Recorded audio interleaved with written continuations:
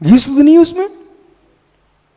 पुणे पुणे दिमाग लेके जाओ, घी की पुड़ी बनी रखी हुई है, शुद्ध घी है, क्या घी नहीं है उसके अंदर? भले पुड़ियां बनी हुई है, भले पूड़ियां बनी हुई है, पूड़ियों के अंदर समाविष्ट है वो, पूड़ी के अंश अंश में घी भरा हुआ है, लेकिन शुद्ध है। घी तो शुद्ध ही है उसमें। ऐसी 148 कर्म प्रगतियों के मध्य में विराजा भगवान आत्मा, वो संसारी है, 84 योनियों में भ्रमण कर रहा है, तब भी जीवत्व शुद्ध ही है। जीवत्व शुद्ध ही है। जीवत्व में किंचित भी पुद्गल का एक मेक नहीं हुआ। वो तादात्म्य जो है वो संश्लेष रूप है, वो तादात्म्य स्वभावभूत नहीं है। क्षीर नीरवत, क्षीर नीर के समान, क्षीर नीर के समान आत्मा में पुद्गल कर्मों का अवस्थान अवश्य है। फिर भी बालकों, घृत तो शुद्ध है ना, घृत तो शुद्ध है ना, घृत तो शुद्ध है ना। हाँ, ऐसे उठा के जैसे देखते थे वैसा नहीं दिखेगा, वो तो पूरी के अंदर है, फिर भी घृत तो शुद्ध है ना। ऐसे जिसने 4 गतियों भटकती कर्म से प्रेरित क्रियावत्ती शक्ति संपन्न, श्रावकों की आवश्यक रूप क्रिया है। एक क्रिया देख देख के भी तुम कर सकते हो, एक क्रिया तुम सुन सुन के भी कर सकते हो। इस क्रिया में ज्यादा श्रम नहीं है, पर जो क्रिया अंतस में तत्व निर्णय की है उससे गहरा तत्व सुन के ही तुम समझ पाएंगे। ऐसा लगता नहीं आपको क्या, तो इस गहरे तत्व में प्रवेश करते हैं तो मेरे सामने कुछ होता नहीं है, पर होता है। लगता भैया ऐसा सामने कुछ नहीं है, तब ऐसा लगने लगता है जो चाक्षुष सामने है उसके आनंद से अनंत गुणा आनंद अचाक्षुष में है।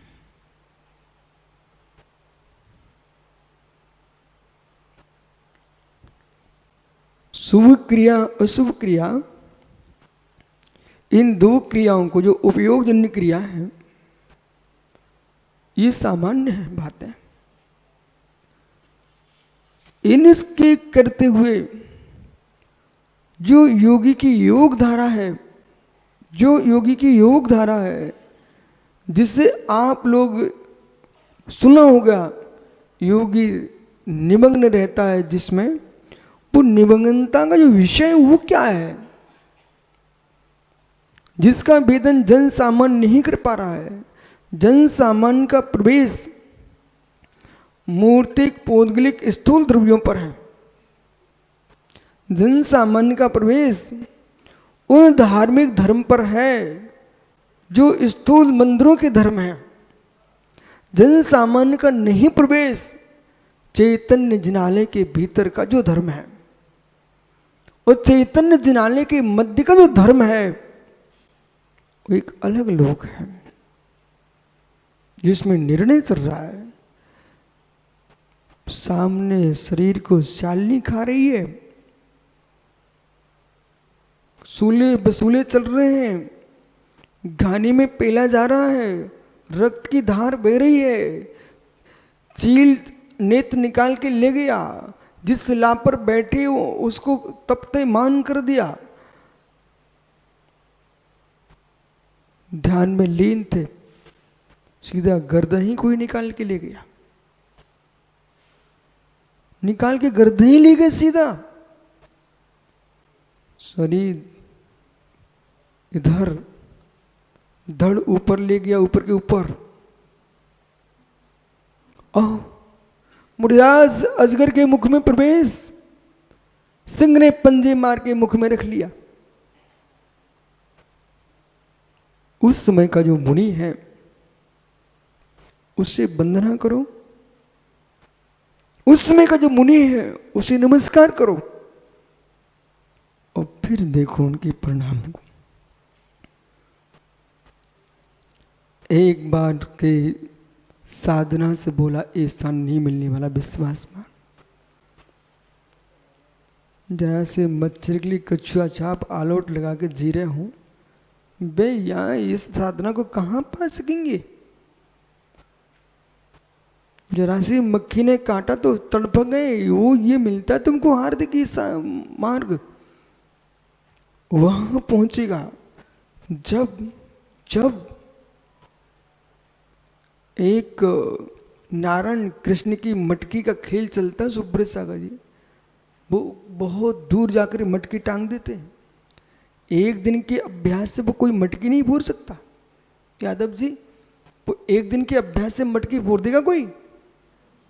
वो कई दिन का अभ्यास करता तब नारायण कृष्ण की मटकी फूटती है वो बराबर। तब मक्खन की मटकी, दही की मटकी तब टपका पाएंगे आप। ऐसे जिस जीव ने कोटि कोटि बार अभ्यास किया है, देह भिन्न देह भिन्न देह भिन्न, ये नहीं शब्द नहीं, देह भिन्न देह शब्द नहीं, देह भिन्न देह भिन्न शब्द नहीं, देह जड़ भूत चेतन उससे अत्यंत भिन्न। चैतन्य देह का कोई लेन देन नहीं है। पुद्गल की क्रियावत्ती शक्ति स्वाधीन और जीव की क्रियावत्ती शक्ति स्वाधीन, और इस क्रियावत्ती शक्ति में नहीं किसी का कोई स्थान, किसी का कोई स्थान नहीं। ब्रह्मा विष्णु महेश दिनेश, किसी का कोई स्थान नहीं। सहज क्रिया चल रही है जीव के अंदर, पुद्गल के अंदर। ऐसा कठोर निर्णय जिसने ले लिया है, कठोर निर्णय ले लिया है कि मेरा विनाश नहीं है, मेरा विनाश नहीं है, मेरा विनाश नहीं है। ऐसा निर्मल गोंदिया जिसका दृढ़ श्रद्धान बन चुका है, वही जीव तलवारों के नीचे होने पर भी अपने स्वरूप के अंदर रहेगा।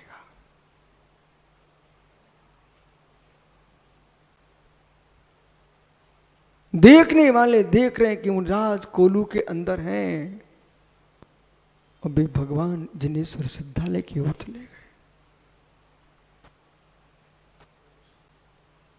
वो स्थान चाहिए, उसके लिए ग्रस्त अवस्था से ही बार बार अभ्यास करना पड़ेगा।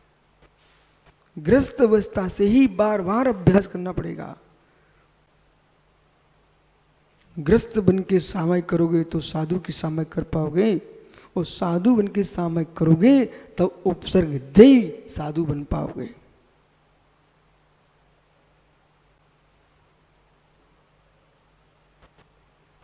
इसलिए निसंग सागर जी भैया, आपने निर्णय किया, तुम इंजीनियर बन गए। जीव निर्णय कर ले क्या नहीं बन सकता।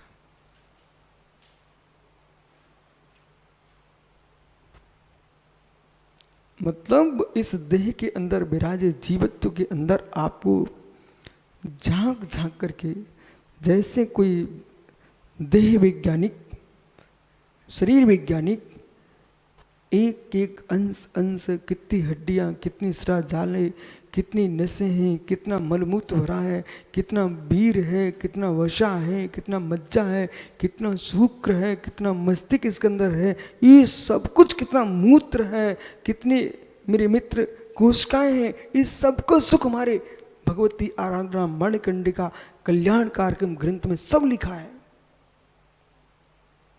उसको हम जान लेंगे। सो आपने ये सब कुछ जाना, ये सब कुछ जाना। अब बोला देखना क्या आपको, जबलपुर और नागपुर के बीच में एक बार मैं बिहार कर रहा था।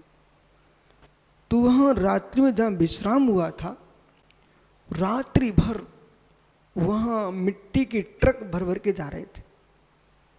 मैंने सुबह पूछा, ये ट्रकों की लाइन, आपको हो सकता है आप किसी को याद हो, ये ट्रकों की लाइन लगी और इतने ऊंचे ऊंचे मिट्टी के टीले ढेर। बोले महाराज ये मिट्टी नहीं है सामान,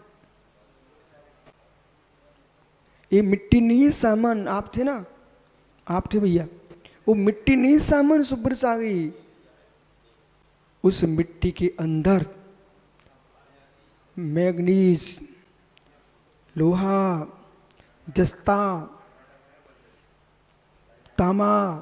बोले महाराज जी सारी मिट्टी में धातु भरी हुई है, ये मिट्टी यहाँ से जाएगी, बिकेगी और फिर फैक्ट्रियों में जाकर के इसके अंदर की धातु निकली जाएंगी।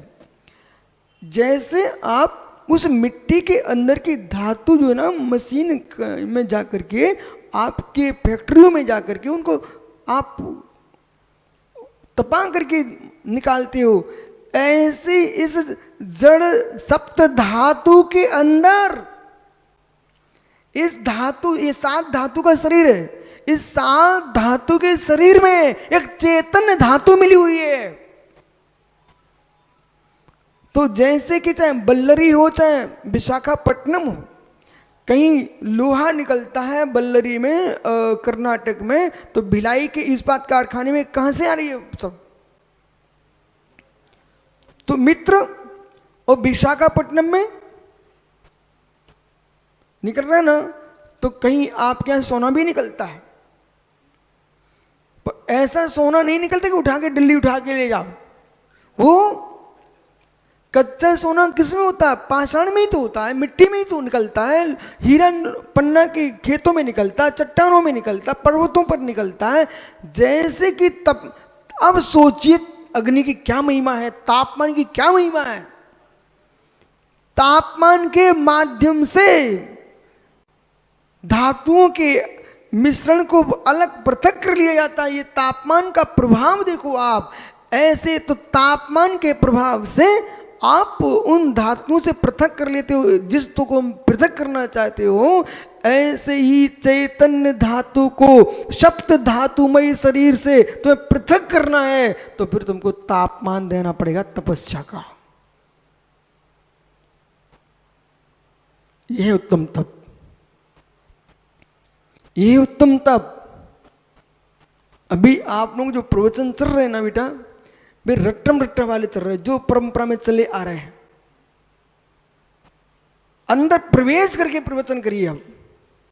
ये उत्तम तप बज्जू कुमार भैया, ये उत्तम तप कि आप वहां तक पहुंचिए कि जैसे दूध को तपा करके रबड़ी, मावा, वो क्या क्या नहीं बना लेते आप। दूध को तपा करके दूध के अंदर से घृत तक निकाल लेते हो।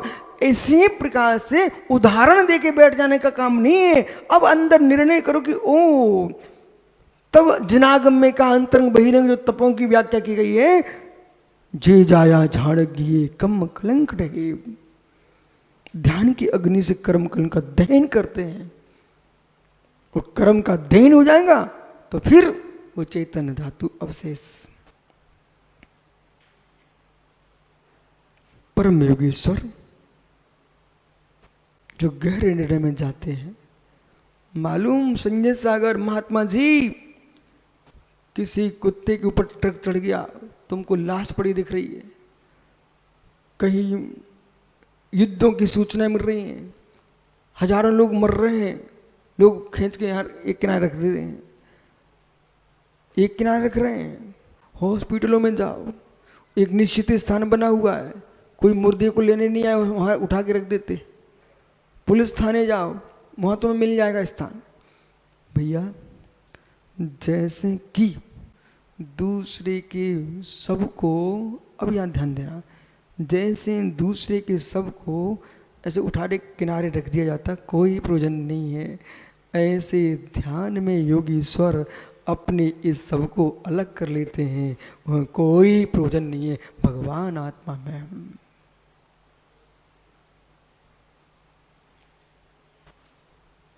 समय नहीं है, आप लोगों के पास क्या करें।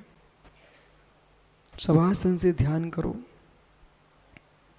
शवासन से ध्यान होता है, पर मालूम चला कि ईश्वर सागर जी का शवासन से ध्यान करो। कहता गुरु जी चारों समय करूंगा शवासन से, हम तो सो गया ज्ञानी। ये शवासन नहीं है। शवासन से तात्पर्य कि जैसे मुर्दा पड़ा है अचेत, ऐसे बिल्कुल ढीले हो जाओ अचेत जैसे। फिर निर्णय करो मुर्दे के समान, और अब निर्णय करो कि मैं चेतन हूं, मैं मुर्दा देख रहा हूं, सुदेही का, सुदेही का मुर्दा देख रहा हूं। और सुदेही का मुर्दा देखते देखते निर्णय करो कि मालूम लोग आए, उठा ले गए, संस्कार कर दिए, मैं देख रहा हूं। रोने वाले कुछ रोए थे, फिर थोड़ी देर बाद हंसने लग गए। अरे मैं तो रोज का दृश्य देखता रहता हूँ, रोज का दृश्य ऐसा देखता हूँ। कल किसी की पत्नी का वियोग हुआ तो पति रो रहा था, पति का वियोग तो पत्नी रोई थी, भाई बंधु रो रहे थे। 8-10 दिन निकलते हैं, बेही गलियों मुस्कुराते मिलते हैं। तब आप भावुकता का निर्णय मत करो, ये सब दुख भूल जाते हैं, सब अपने में रहते हैं। जाने वाले चले जाते हैं, और भूलोगे नहीं तो तुम मर जाओगे। आओ, इसलिए भैया जिसे कमल आप धर्म मानते हो वो आप करो, लेकिन जो मैं व्याख्या कर रहा हूं उस धर्म से ऊपर उठ करके आपको सोचना पड़ेगा।